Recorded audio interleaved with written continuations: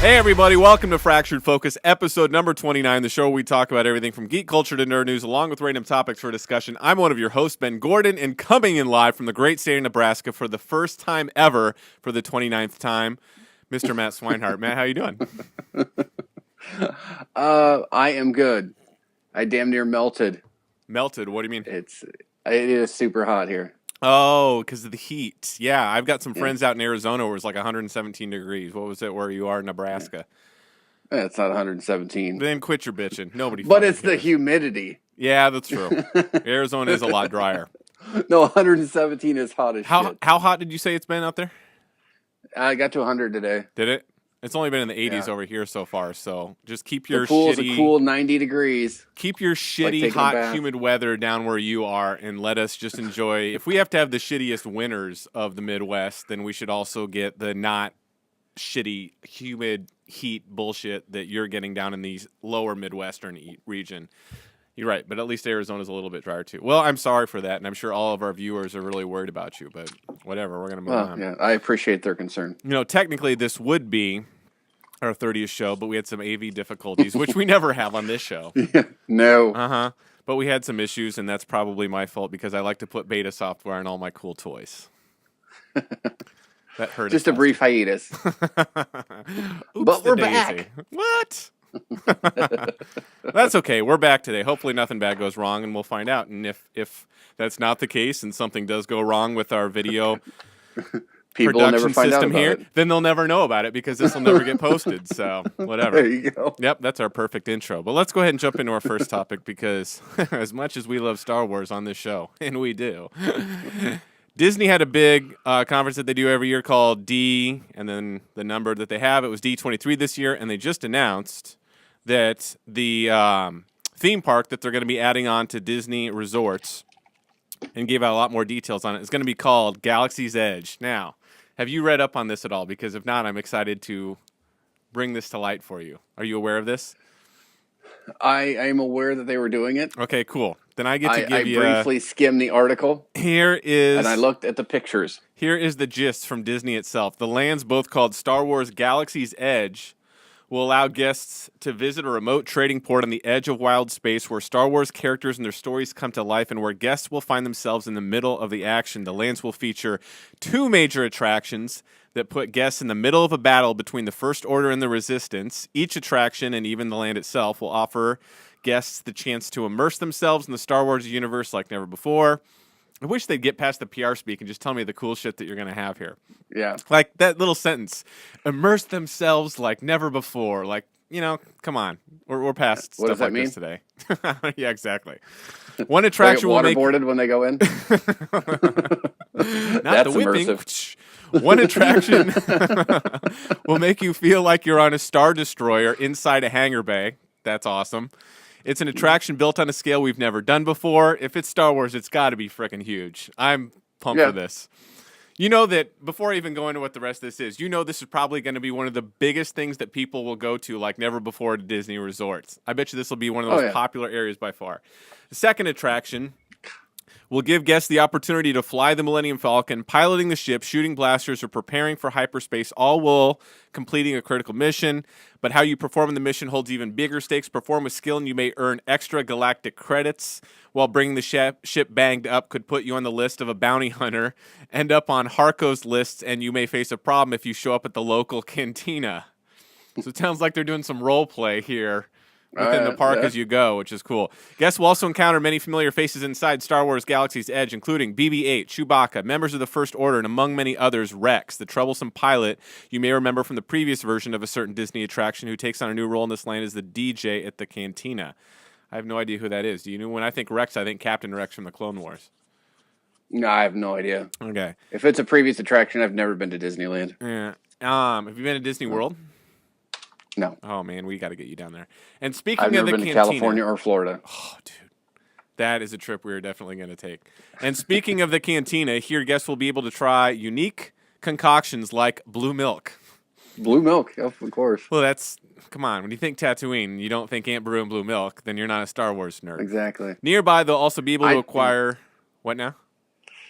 I was just This is wondering. I mean, important. if Can I it's the fucking type of get through place this? where, This is so crucial. well, All no, this. it's in regard to the cantina. Okay. All right. I mean, is this going to be a place where their friends don't like you and they don't like you either? That better. Because you know that if they don't have that, it's going to be all over the I mean, internet. it's not in Mos Eisley, Uh-huh. but That's true. It's not Mos Eisley, but that can't be the only place that has scum and villainy. Anyway, nearby, the they'll worst. also be able to acquire trinkets and treasures from across the galaxy. Star Wars Galaxy's Edge will open in 2019, first at the Disneyland Resort and later in the year at the Walt Disney World Resort. No further opening dates have been discussed. Here's now. All that's fucking awesome, but I want to go into this last PR piece because I'm even actually more excited about this, and you should be too as a father of children. It was also revealed that there will be a revolutionary Star Wars-inspired resort coming as part of Disney's new 360 vacation concept. Here are the details that were released on that. According to Bob, this revolutionary new vacation experience will be a living adventure that allows guests to immerse themselves in an entirely new form of Disney storytelling.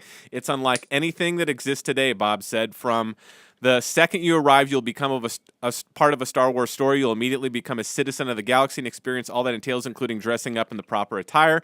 Once you leave Earth, you'll discover a starship alive with characters, stories, and adventures that unfold all around you. It is 100% immersive, and the story will touch every single minute of your delay and will culminate in a unique journey for every person who visits. Now, I highly recommend everyone go check out all the concept art they have because the rooms you stay in and everything. Yeah, they look awesome. Yeah, like you're basically in Star Wars, almost to the detriment that they might not be as comfortable as an expensive resort when you're staying at like a Westin $1,000 bed, Yeah. but they look so fucking cool. And They kids do. are going to go nuts for this. I'm going to go nuts for this. How excited are you for this?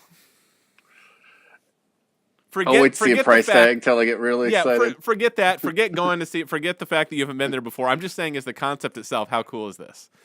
This is awesome. Mm-hmm. I mean, I think there should be more of this. I mean, to date, when I think about immersive things or whatever, it's like hotel rooms with themes. Yeah. So, I mean, something like this seems, I mean, fantastic. And like a Star Wars land's a great place to do this. I've got a feeling so many people are going to come to this, especially family with kids.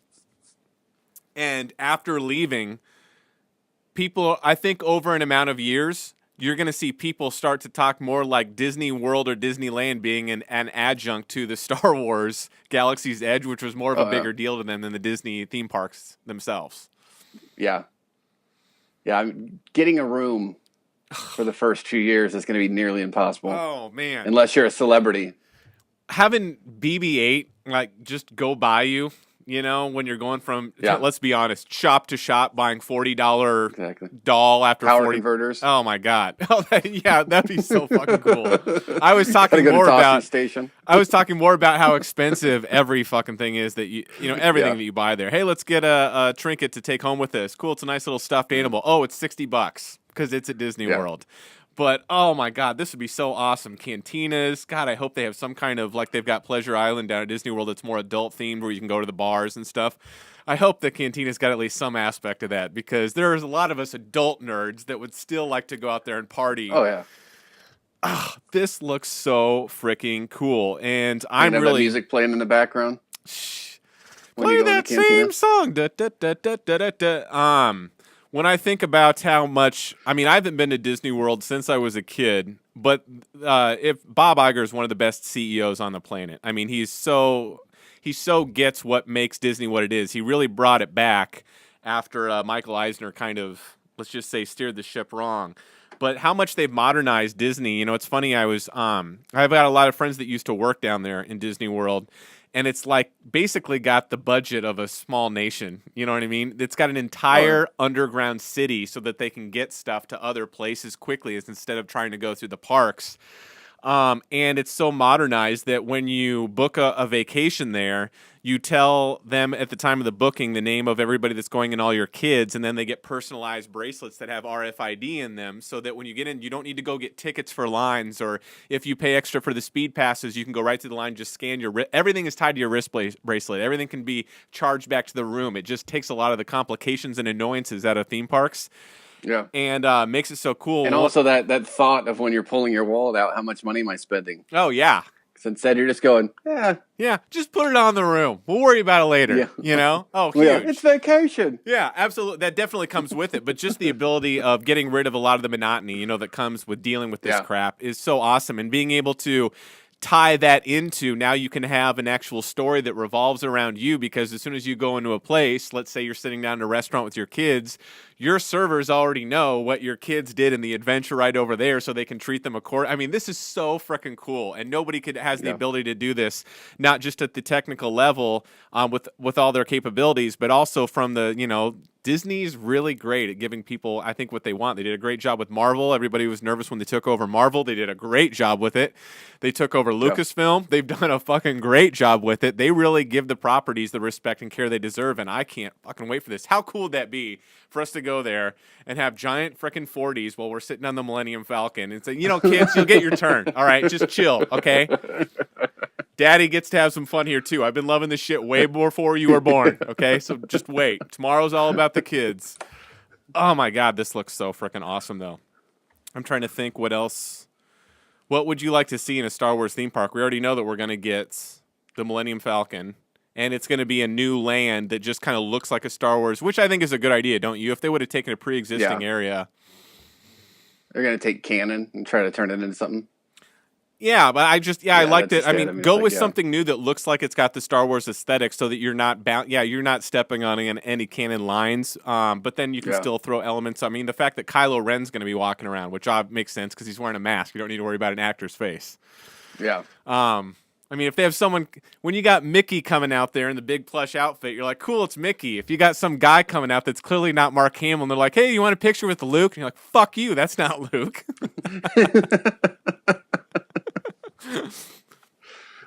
But Chewbacca you could do, Kylo Ren you could do. You know we're going to see a bunch of bounty hunters out there.